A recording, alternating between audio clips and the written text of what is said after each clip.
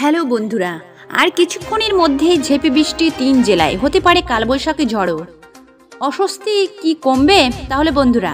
গত কয়েকদিন ধরেই হাঁসফাঁস গরমে পুড়ছে দক্ষিণবঙ্গ। একটু স্বস্তি পেতে মানুষ এখন চাতক পাখি হয়ে বৃষ্টির জন্য প্রার্থনা করছে, কিন্তু এই তীব্র গরম কমার কোনো ইঙ্গিত দিতে পারতেনি আলিপুর আবহাওয়া দফতর। বরং তাপমাত্রা বৃদ্ধির পূর্বাভাস দেওয়া হয়েছে বারবার, আর সেই তাপমাত্রা বৃদ্ধি এপ্রিল থেকে মে মাস অবধি গড়িয়েছে। ইতিমধ্যে জেলায় জেলায় কোথাও ৪২, কোথাও আবার ৪৫ ডিগ্রি রয়েছে পারদের আশঙ্কা। ফলে এই তীব্র গরমে কার্যত জ্বলছে বাংলা। গ্রীষ্ম শুরু হলেও বৃষ্টি বা কালবৈশাখী ঝড় কোনোটাই এখনও সেভাবে হয়নি রাজ্যের বুকে। এদিকে গত কয়েকদিনে উত্তরবঙ্গের জেলাগুলিতে ঝড় বৃষ্টি হয়েছে, কিন্তু তাতে দক্ষিণবঙ্গের পরিস্থিতি কিছু উন্নত হয়নি, বরং দক্ষিণের জেলাগুলিতে পারদের ঊর্ধ্বগতি অব্যাহত রয়েছে। তবে আজ থেকে দক্ষিণবঙ্গের একাধিক জেলায় রয়েছে বৃষ্টিপাতের পূর্বাভাস।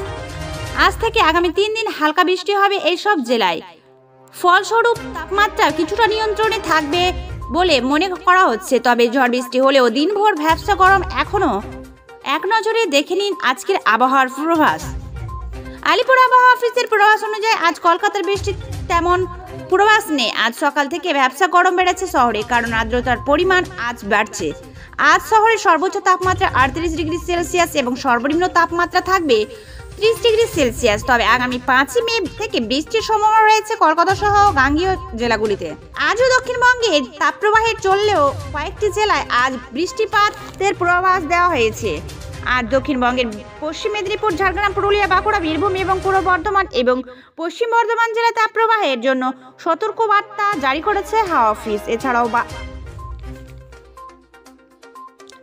আজ উত্তরবঙ্গের বেশ কয়েকটি জেলায় ঝড় বৃষ্টির পূর্বাভাস রয়েছে। আজ উত্তরবঙ্গের দার্জিলিং ও কালিম্পং জেলায় আজ হালকা বৃষ্টি ও ঝোড়া বাতাস বইতে পারে। তবে আজ জলপাইগুড়ি, আলিপুরদুয়ার, কোচবিহার, উত্তর দিনাজপুর, দক্ষিণ দিনাজপুর, মালদা ও মুর্শিদাবাদে বাড়বে পারদের অঙ্ক। এসব জেলায় হালকা তাপপ্রবাহের পূর্বাভাসও দেওয়া হয়েছে। ছিল আজকের আপডেট।